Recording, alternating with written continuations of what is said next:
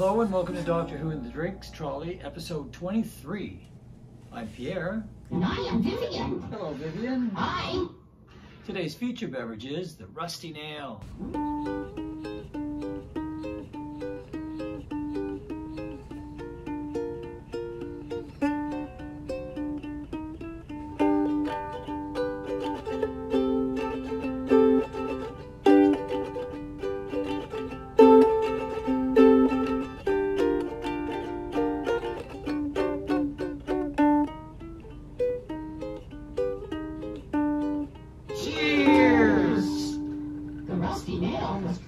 For the 1937 British Industries Fair, a fair that was held yearly from 1915 to 1958. The best fair ever was the Expo 67 that was held in Montreal, Canada. I'd love to go there again. So Vivian, what story would you like to talk about today? We will talk about Doctor Who, The Curse of Fenric, first broadcast in October 1989 and written by Ian Briggs. Ian also wrote Doctor Who Dragonfire, introducing his new companion, Ace. The story was requested by The Watcher on Twitter. Hello, The Watcher! The Curse of Fenric stars Sylvester McCoy as the 7th Doctor and Sophie Aldred as Ace. Spoiler alert! Spoiler alert! Our story opens with Russian soldiers arriving by dinghy at a secret British naval base near Maiden's Point on the Northumberland coast during World War II. There is a mist, and something evil is in the water. One of the dinghies vanishes, and we're shown a sunken Viking ship. The TARDIS materializes on the base's lawn.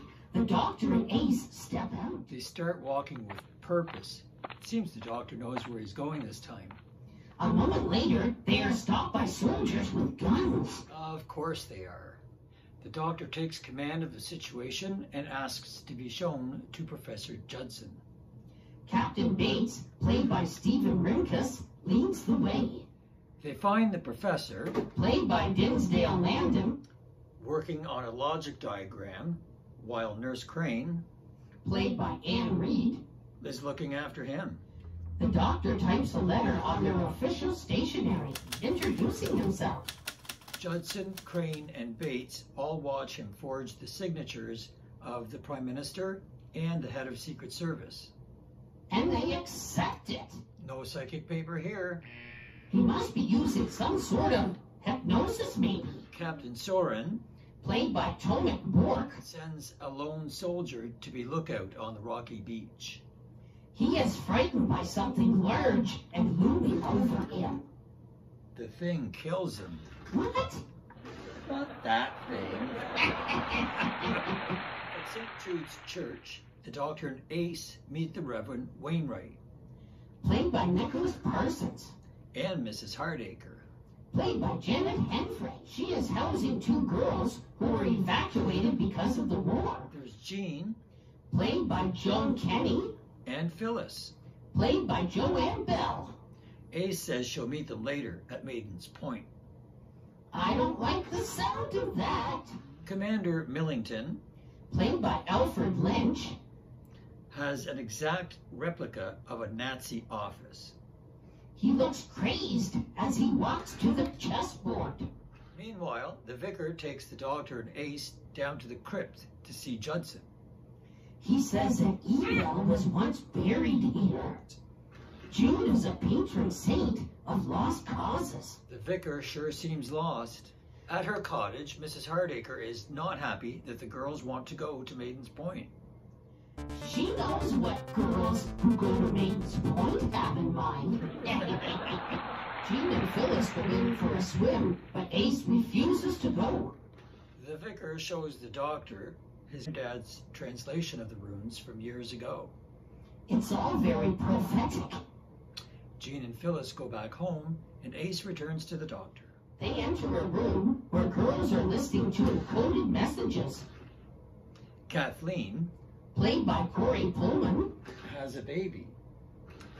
Ace is instantly drawn to her. Until she finds out her name is Audrey. She doesn't like it because her mom's name was Audrey. Millington tells her that she has 24 hours to place the baby or she's fired. The doctor shows Judson the vicar's father's translation. He reads, "The wolves of Fenric will return." Whatever that's supposed to mean. The doctor and Ace go back to Maiden's Point where they find the dead body of a Russian soldier. Captain Soren and his men catch them with their fallen comrade and jump to conclusions. I would. Me too. They look suspicious. Book 'em, Vivian. Look, there's that spooky sunken Viking ship again. And dragon hands with a tingly rock. And a dead man who opens his eyes. Meanwhile, the doctor and Russians make a truce. Judson finishes reading Dad's translation. Unbeknownst to anybody, new runes magically appear in the crypt. Judson later copies the new runes so he can translate them through his machine. Millington takes the doctor to see the Ultima machine. They pass by a font filling with green liquid. Millington believes that it comes from Yggdrasil, the Vikings' sacred tree that holds up the 9 realms and the entire cosmos. He shows the doctor just how lethal the poison is by killing a couple of pigeons. Not a terrifying example, but it's still animal cruelty, and we don't like that one bit. No, we do not. Recapping, they built the machine so the Russians can steal it. So it will self-destruct in their faces. Yes, it's been programmed to go off when they decipher the word love. Totally bonkers. It is much more convoluted than just dropping a bomb. Aha! The master must be around here somewhere, the little scamp.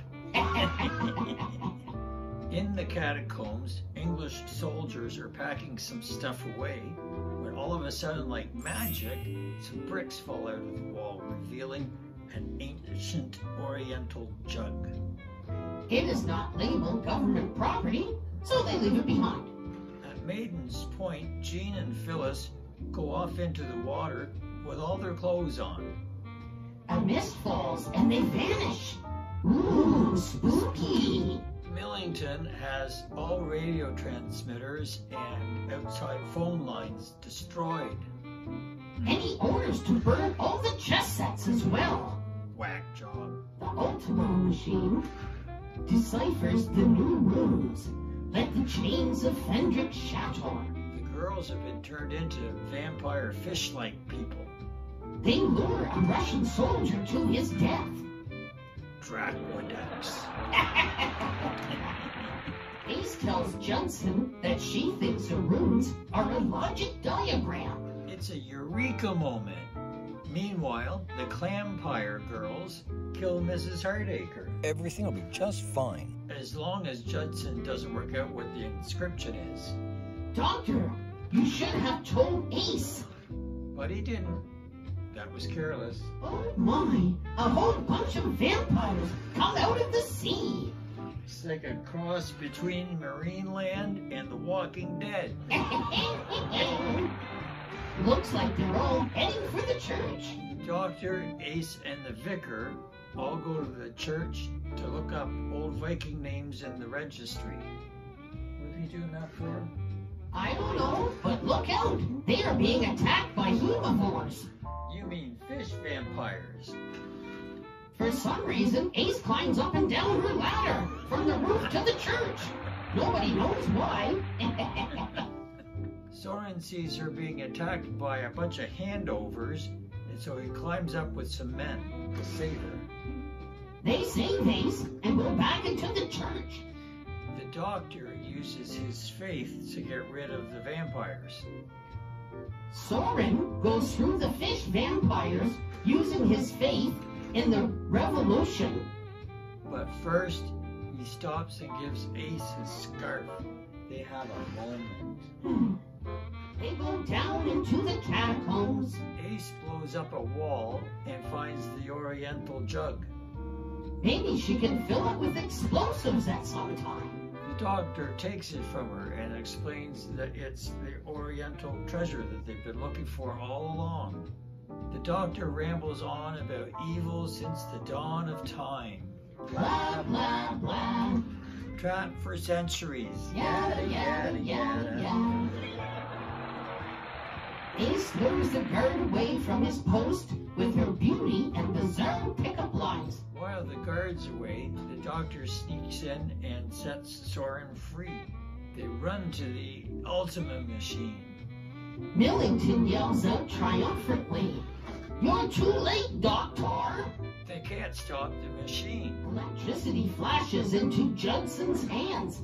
He falls out of his wheelchair and rises to his feet. He's possessed by Fenric.